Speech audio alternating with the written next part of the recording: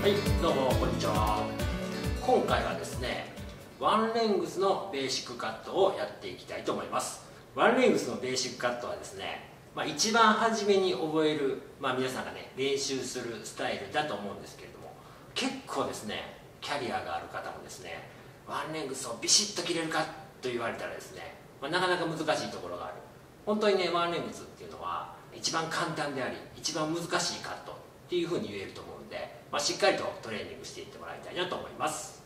ではですね、実際にカットしていきたいと思うんですけれども、まずはじめにですね、ブロッキングですね。今これ新品のウィッグなんですけど、ナチュラルなシェイプをすると、こんな感じでこういうラインに髪の毛の繊維がねこう並んでると思うんですけれども、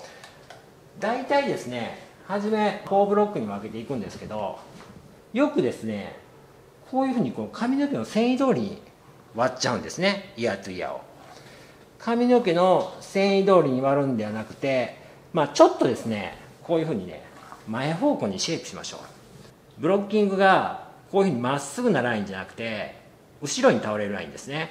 なぜ後ろに倒れるラインで取るかっていうのはですね、うちの YouTube に説明があるんで、そちらの方を見ていただいて、今日はですねベーシックカットなんでカットのやり方だけをですね説明していきたいなと思いますね。こんな感じでいいと思いますね。ブロッキングなんですけれども、結構ですねもう神経質でね、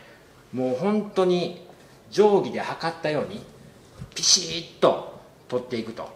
いうふうに教えられることがあると思うんですけれども、ブロッキングをきれいに取っても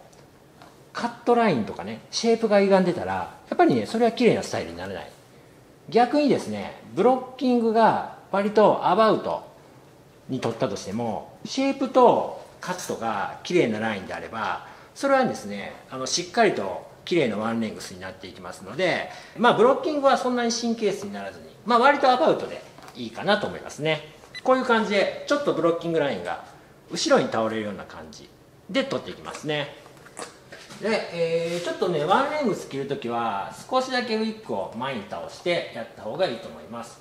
実際のお客さんでね結構ワンレングスみたいなスタイルを切るときでもですね、ちょっと下向いてもらうと、すごく切りやすいし、スタイル的にもね綺麗に仕上がることが多いんで、ちょっと下向きで切ってもらった方がいいと思いますね。こんな感じで、4ブロックに割っていきました。ここからですねこれぐらいですね、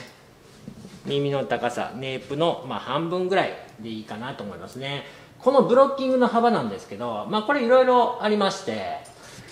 細かく取る場合もあるんですけれども、そこまで細かく取らなくてもこれぐらいでいいかなと。でこれぐらいっていうのはどこで決めてるかっつったら、やっぱりね自分の中で綺麗にシェイプできて綺麗にカットできる髪の毛の量ですよね。それを基準に取っていくって感じですね。だから毛量が多い人だったら当然ブロッキングが細かくなっていくし、毛量が少ない人だったら少なくてもいいという感じになると思います。で初めにベーシックカットやるときに注意しておってもらいたいのが、このようにですねしっかりとね毛髪が濡れた状態でカットするってことですね。中途半端に乾いてしまうとやっぱりそ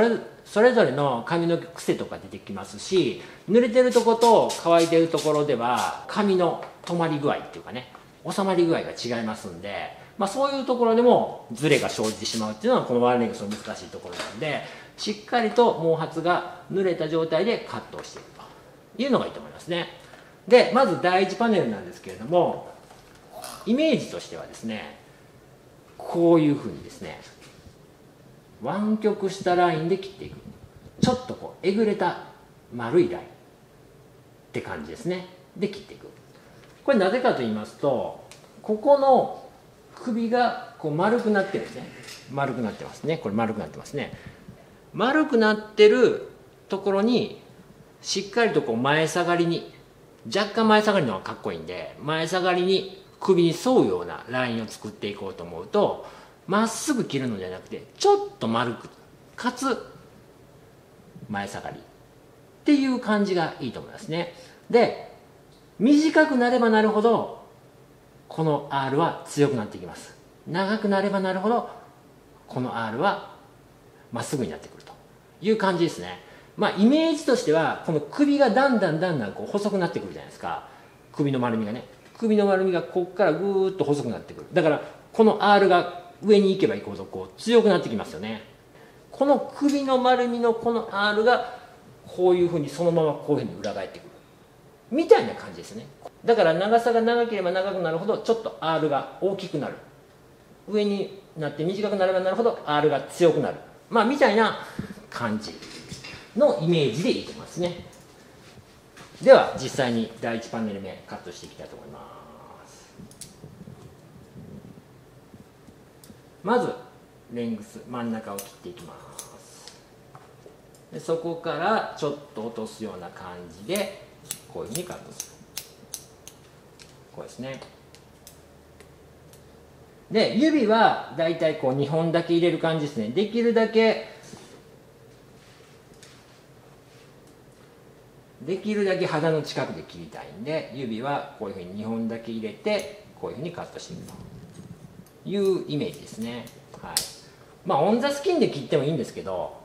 カットやりたての人はですね、こういうふうに指で掴んで切るっていうふうなことでやっていった方がいいかなと思いますね。でちょっと一回切った後にこういうふうに串で押さえながらオンザスキンで自分のイメージしてる R を切っていくという感じがいいと思いますね。こんな感じでいけるかなと思います。では第2パネル下ろしていきましょう。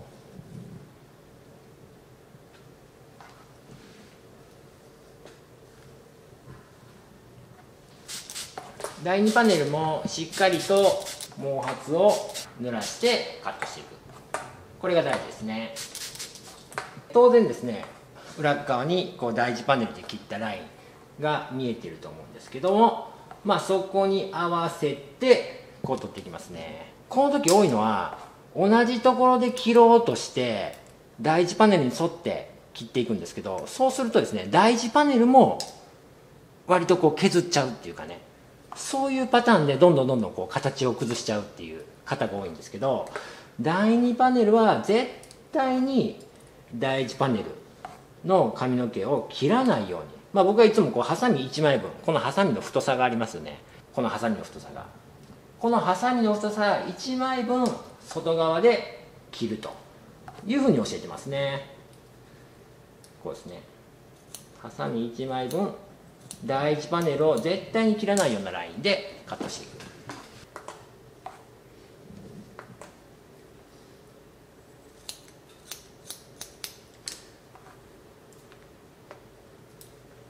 実際にサロンワークでこういうカットする時って割とオンザスキンで切るんですけど、初めのねビギナーの方もいらっしゃると思うんで、ちょっとつまんで切っていきます。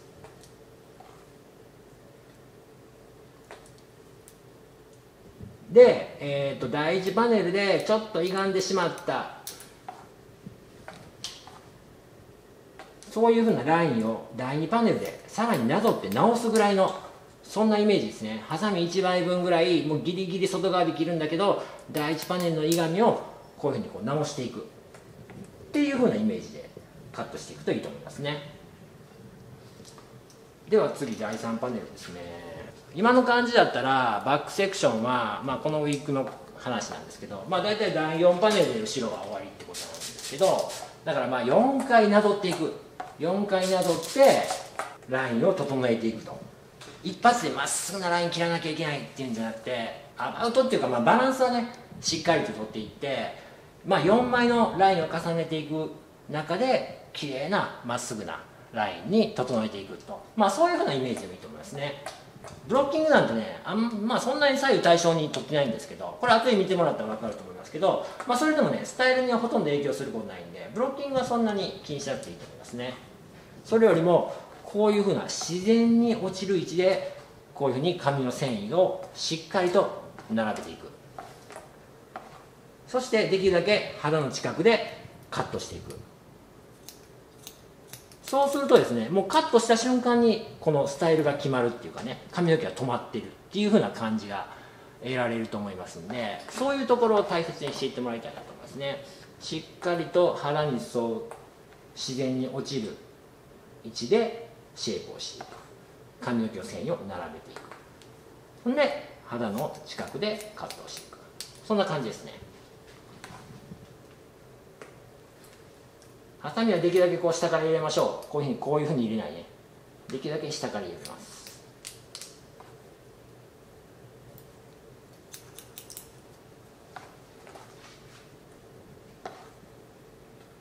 ここもこちら側をしっかりとよく見る。これがこういったりこういったりしないようにまっすぐ溶けているか、自然に落ちる位置でまっすぐ溶けてシェイプができているかで、ハサミ1枚分外側ですね。ハサミの使い方はこういうふうな感じで使ってもらってもいいですし、こういうふうに普通に切ってもらっても、これはどちらでもいいと思いますね。で、頭の丸みに沿ってぐるっと体を回していきます。これをこういうふうにね、こっちに引っ張って切らない、できるだけ落ちる位置で切っていきます。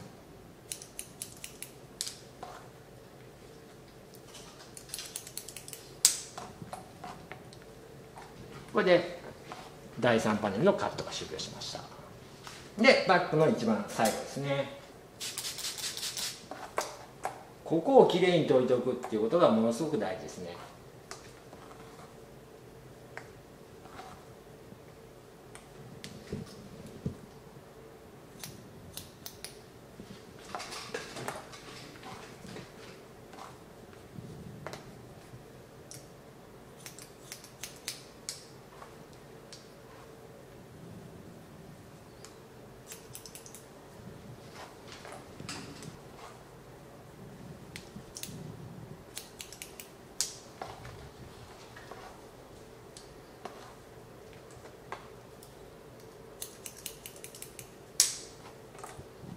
これで第4パネルが終了しました。ハサミ1枚分外側で切っていってるんで、この時点でちょっと少し内に入るような丸みが感じられると思いますね。そうなってくるといいですね。バッグ切り終わったらここからインサイドグラデーションで、中の毛を少し短くしていきたいと思いますね。まずはバッグセンターにインサイドグラデーションを入れていきましょう。センターから広げます。こういうふうにね、シェイプで開いていきます。こういうふうになってますよね。だから上の毛から下の毛まで重なっている状態ですけど、上の毛から下の毛まで重なっているのをこういうふうに開いてあげるね。開いてあげるとこの下の毛から上の毛まで順番が見えてきますよね。でぐーっと引っ張ってあげる。でこの一番内側の角ですね。この時点で下の毛から上の毛までちょっとずつ長くなっていってるんですけど、さらにちょっとこの一番内側の毛の角をこういうふうに削ってあげます。じゃあここが一番中の毛で、ここがだんだんと外に行く毛なんで、中の毛から外の毛につながるようにインサイドグラデーションが入ってくるという感じになりますね。でこちら側は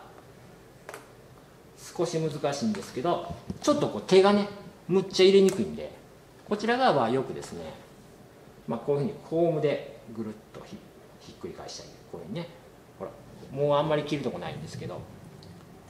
こういうふうにこちら側のこの角を切っていただく。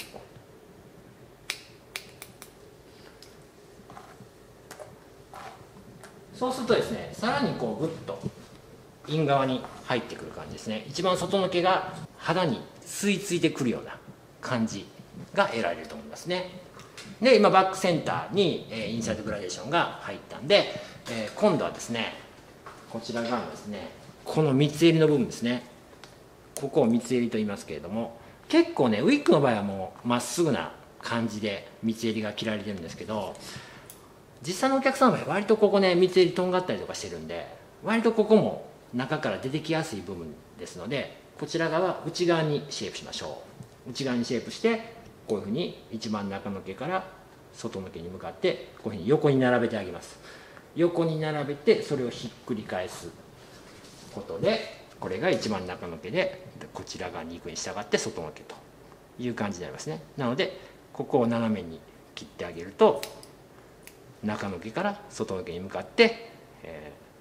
短いところから長くつながってくると、いう感じになりますね。そうすることでこちら側も一番外の毛が肌に張り付いてくるような感覚っていうのが得られてくると思いますね。ウェットの段階からこういうふうに外の毛がしっかりと肌にこう吸い付いてくるような感覚っていうのが得られるかどうかっていうのがすごく大事なところでありますね。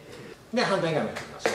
反対側はこちらがシェイプ難しいんで、こちら側は櫛でやりましょう。これだけ短かったらね、ほらここに角が出てきてますね。こういうふうにシェイプしてしっかりとこの角を引っ張り出して斜めにカットしていってあげるという感じですね。そうするとこういうふうにクッとインサイドに入ってなおかつ肌に沿ってくるような感じになってきますね。ウェットカットの段階でこれぐらいの丸さと肌に沿う感じでシャープなラインっていうのが出てくるとワンレングスはうまくいけると思いますね。これでバックセクションが終了になります。今どういう感じになってるかというと、一番下の毛がここまで来てますね。で、バックセクションこの辺に取ってるんで、ちょっとこうイヤートゥイヤーを後ろ倒しに取ってるんで、一番上の毛はここなんですが、この辺がこう落ちてきますね。ハサミ1枚分外側で切ってるんで、水平なラインで切ってるというよりかはちょっとこう外側が少し長くなるような斜めのラインで切ってる感じになってますね。そこにイニシャルグラデーションで内側の毛を、バックセンターと見せるだけですけど入れましたんで、そこにこの内側の角をこういうふうに削ったっていう感じになりますね。そうすることでインサイドに入るような毛流れが作られるというふうな感じになってます。はい、ではですね、次はサイドセクションいきましょう。でサイドのセクションは、まずですね1枚目、これも毛量に合わせてですねそこそこ、綺麗なシェイプ、そして綺麗なカットができるぐらいの量を取っていくという感じですね。ダックアールで留めてたんでちょっと癖がついてる場合はしっかりとこの三つ葉の方でちょっと癖を取ってあげるね。バッグがこういうふうな前下がりで入ってきてると思うんですよね今ね。いきなりここに対して前下がりっていうんじゃなくて、バッグがこう前下がりに入ってきてる、このラインを感じながらここでスパッとカットしていくことが大事ですね。ここに合わせないですね、このラインに合わせていくっていうことですね。では切っていきたいと思います。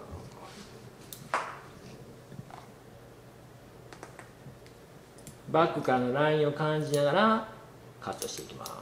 こんな感じですね。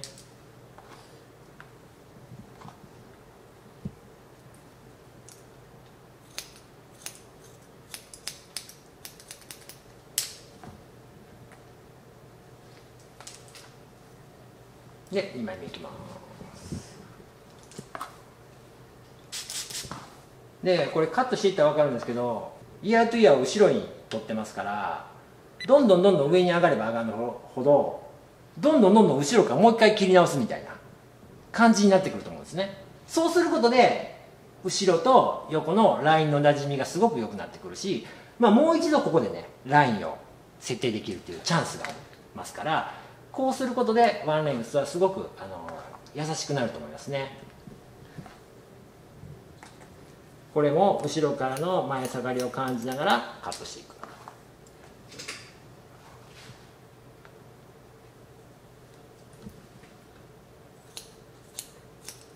ハサミ1枚分外側っていうのはバッグと一緒ですね。顔周りはこのフェイスラインの生え際に沿ってシェイプして一回ここで切りましょう。最後また前にシェイプして合わせていきますんでね。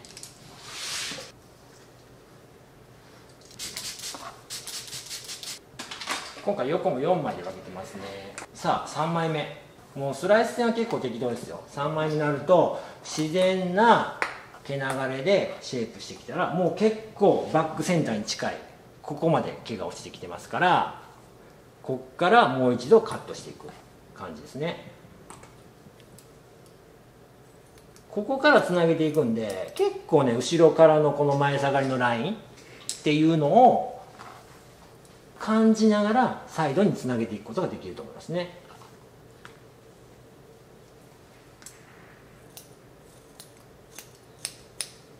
顔周りも一回フェイスラインに沿ってシェイプしてカットしていきます。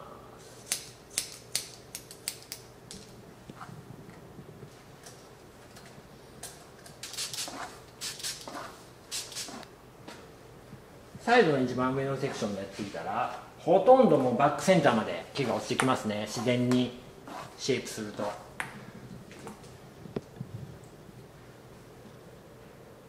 まあオンザスキンで切ってもこういうふうにいいんですがまあ今日はつまんでいきましょう。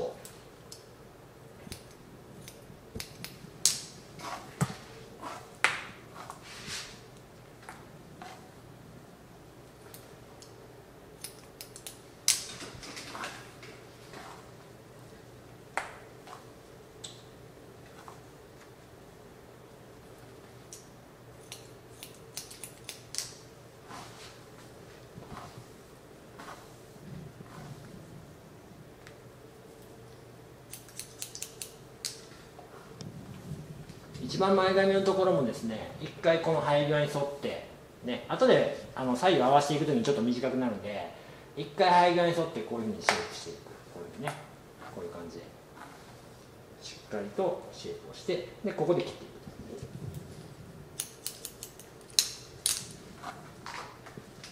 はい、サイドのセクションできました。まあサイドも同じような感じですね。でサイドに関しては、インサイドグラデーションはこのもみあげが一番こうなってますからね。もみあげが一番ねすごく後で出てきやすいんで、もみあげの部分にインサイドグラデーションを入れていきます。ちょっとこちらね毛束多いんで、もう上の毛は関係ないんでこういうふうに留めとってもいいと思いますね。もみあげを今度は前に引きますね。前に引くことによってこうやって一番下の毛ってだんだん重なってくる毛が横にこう展開されますよね。展開された状態で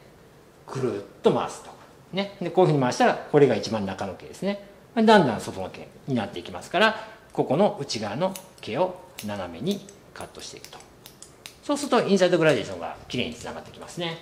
そうするとですね、バックにインサイドグラデーションを入れた時と同様、初めよりですねクッとこうねインサイドに入ってくる感覚が得られると思いますね。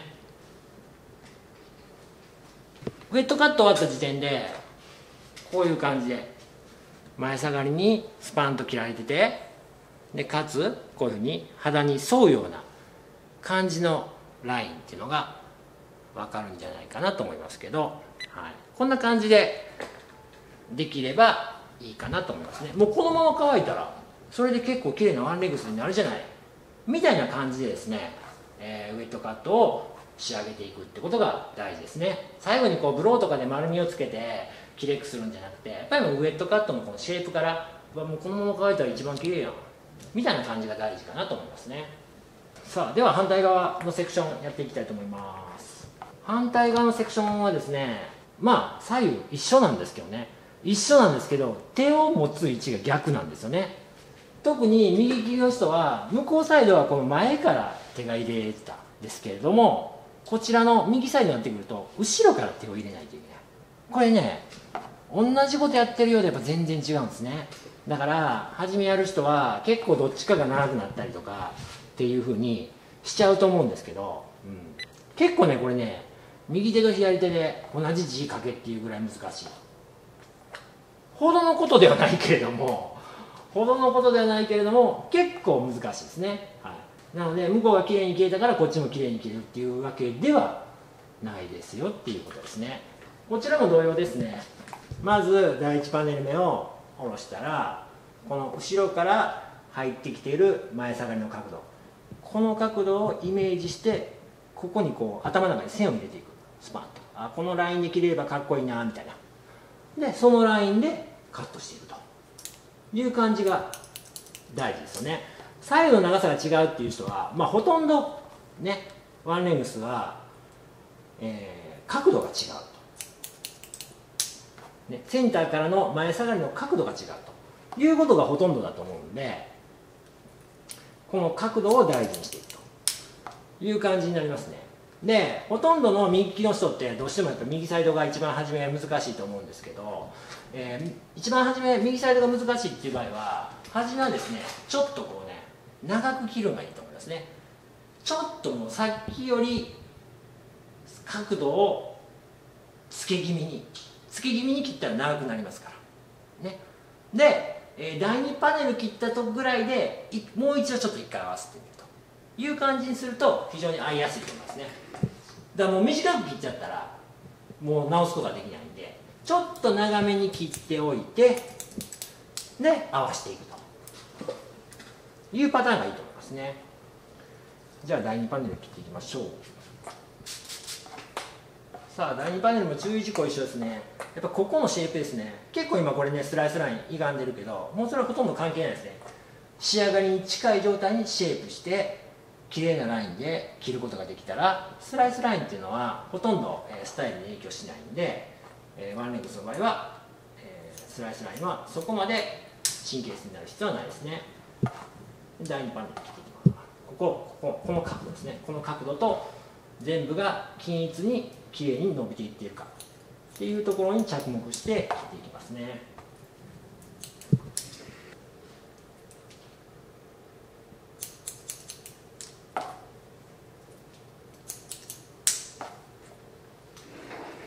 さあこれ第2パネルですね。ちょっとこれね長めに切ったんですよね。第2パネルっていうのは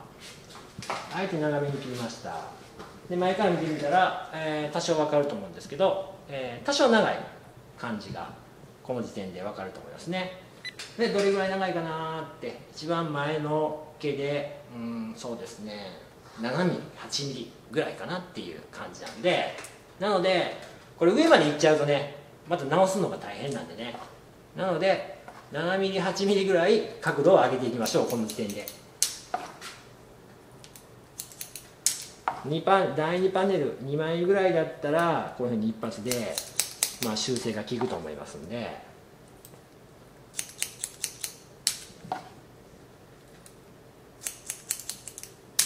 これぐらいかなって感じですね。で後ろからのラインもこういうふうに確認していくという感じになってますね。この時点でねインサイドグラデーションも入れとってもいいと思いますけどね。インサイドグラデーションも顔に沿って頭の周りに沿って前に引いてこういうふうに前に出すと。内側の毛と外側の毛があるんで内側の毛を少し斜めにカットしてあげると。そうするとインサイドにクッとこうね肌に沿うような質感になってきますからね。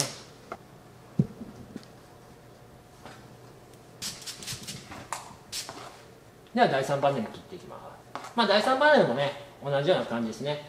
常にこの繊維の方向ですね、これが、仕上がりの時と同じようなこう毛流れかどうかっていうふうなところを見ていきますね。でその毛流れの状態で自然に下ろしたところでカットしていく。結構こう第3パネルだったらもう後ろからのカットになってきますね。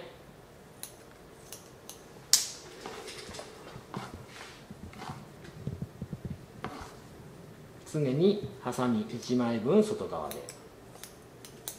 中で切った毛を絶対に切らないようにね。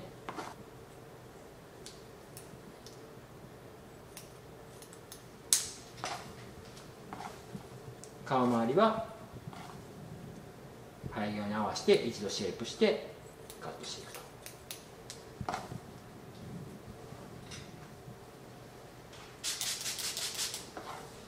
第4パネルになってくると一番上ですね、もうバックセンターからのカットになってきますからね。もう一度バックセンターからラインを整え直すようなイメージでカットしていきます。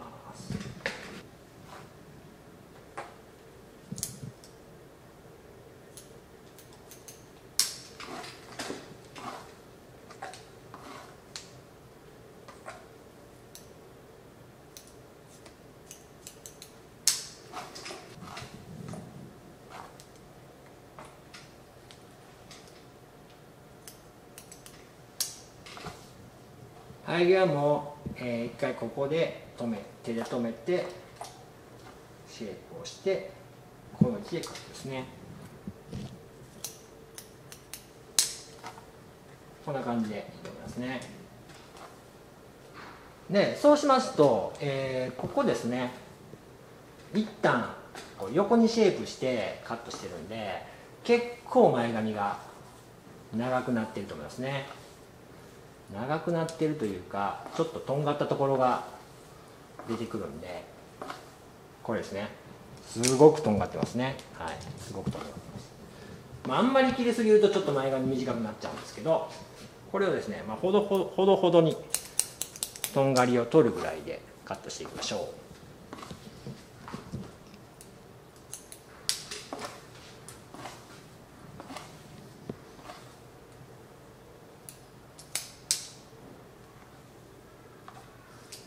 はい、これでウエットカットが、終了になります。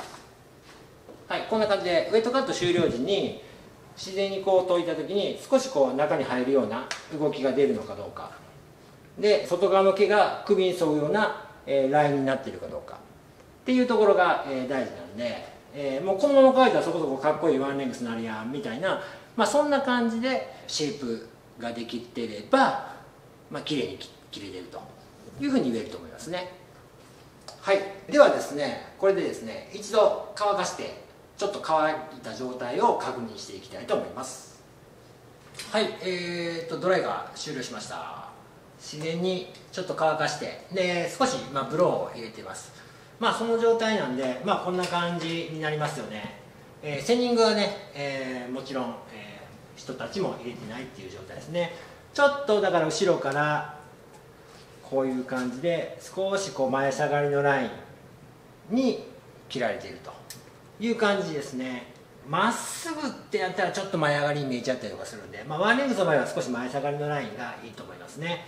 でですね、これですね、結構ライン的にはね割とピシッとまっすぐ切ってるんですけど、じゃあこのままねワンレングスがね、スタイルとしてこれがねいけてるかっつったら、そんなにはいけてないですよね。一番初めの、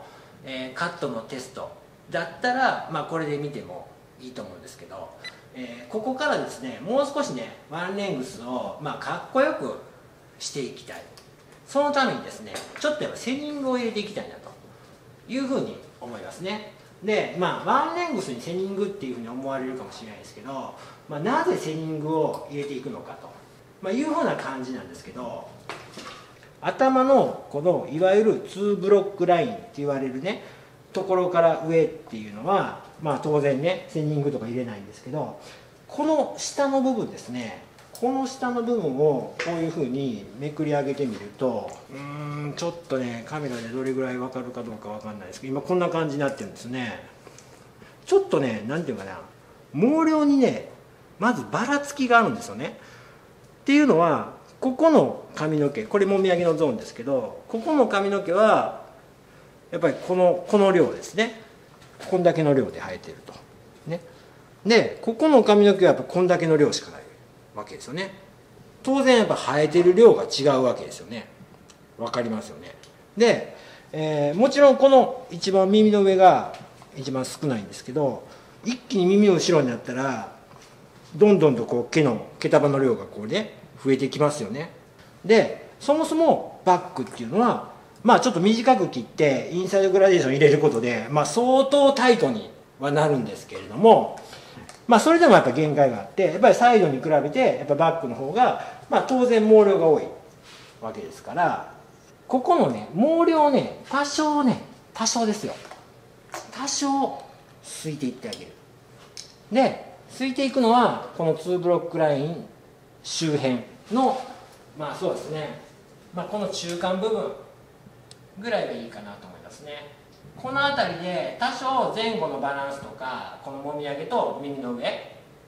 のバランス、毛量のバランスです。耳の上から耳の後ろに向かって一気に多くなるわけですね。ここが多い、もともとこっちは多い、ね、でここは少なくて、ここもちょっと多いというふうな感じですね。いろいろとこう毛量のバランスが違ってくるんで、この毛量のバランスをここで少し合わせてあげる。でその上にこの上のゾーンの毛が乗ってくる。だから土台の毛量が合うと上のゾーンの髪の毛がきれいな土台の上に降りてくるんで、ラインもより鋭くきれくなっていくわけですね。ここの毛量がバラバラだったら上からいくらきれいに切った、髪の毛が落ちてきたとしても下の毛量に当然左右されるんで、下の凸凹にね。そうするとやっぱりラインがやっぱ歪んで見える、まっすぐ切ってでも歪んで見えるっていう風な感じになっていきますので、この下のセクションの毛量っていうのを、ちょっと調整していきたいと思いますね。はい、もうほんと軽くですね。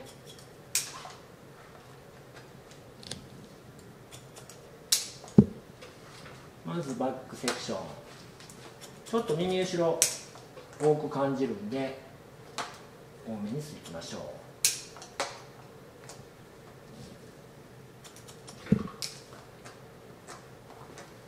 耳の上はそんなにつかずに、もみあげの部分ですね、ここの部分はちょっとで、全体の毛量のバランスを見てみる。ここはもう少し多いなっていう感じなんですね。実際にうちのお店では、アシスタントの第一発目のね、カットチェックから、この毛量調整まで入れてますね。そうするとですね、先ほど分かりますかね、これね、こちらが何もしてない方なんですが、ちょっと分かりますかね、ちょっと分かりにくいかな、こちらがちょっと今毛量調整を、入れた方ですね。こう全体のこの土台をできるだけこうフラットにするような感じですね。でこちらが何もしないね、ちょっと毛量固まっているところとか、少しこう横の少ないところとか、耳の上の少ないところっていうのがやっぱちょっとね、ここのラインじゃなくてこの面が少しデコボコするんですね。だからこの面をフラットに整えてあげることで、上から乗ってくる毛が非常にいい土台の上に乗ってくるんで、ラインもよりシャープになってくるという感じが得られると思いますね。ちょっと上に下ろしてみましょう。はい、これが今毛量を整えたところですね。こんな感じでラインが入ってくるんですけど、こちらが毛量を整えてない方ですよね。ちょっとなんかこうもったりしてるっていうかね、ちょっとボコボコした感じが、ちょっと今カメラで分かるかどうか分かんないですけど分かると思いますね。肉眼ではだいぶ違ってきてるんですけど、今全然ラインをねいじってないんですけど、毛量調整しただけなんですけど、毛量調整するだけでラインもよりこうシャープになってくる。でここから最後のチェックカットを行っています。ちょっと長いなとか、ちょっとガタついてるなとかっていうところにこういうふうにハサミを入れていってチェックカットをしていくっていう、そういう感じですね。はい、ではね、この感じでちょっと最後、スタイリング剤というかちょっとオイルつけて、ツヤを出して、軽くスタイリングしていきたいと思います。はい、ちょっとアイロン入れてね、オイルをつけてみました。こんな感じですかね。はい、僕はあんまりちょっとピシッとしたワンレングスね、そこまできれくないんですけど、綺麗に切れる人もっといっぱいいると思うんですけど、これぐらいの感じですね。はい、自然に解いた時にちょっとインサイドに入って、こういうふうな前下がりのラインが出てるという感じがいいと思いますね。毛量をやっぱり調整することで、かなりねスタイルとしてやっぱりこうワンレングスっていうのがこうかっこよくなってくるんで、結構ワンレングスってベーシックとして練習するだけみたいな、そういうふうな感覚で考えられている方ね、多少いると思うんですけれども、やっぱワンレングスもね、やっぱ一つのスタイルとして自分の中で作っておくということが結構大事かなと思いますね。でもそうしようと思うと、やっぱりこう下半分の量感の調整をやっていくと、かなりねワンレングスがこうスタイルとしてグッとこう締まって見えるんで、余裕がある方は、そこをやってもらえればと思いますね。カット初めにワンレングスを練習するというふうな方はですね、一番初めのこうセニングなしのウェットカットだけの状況でもいいと思いますね。そうなってくると仕上がり的には多少ある程度のまっすぐなラインで左右均等に、そこそこ前下がりのラインが切れれば OK っていう風な感じになると思うんで、こんな感じになりますのでね、ぜひ皆さん、挑戦してみてください。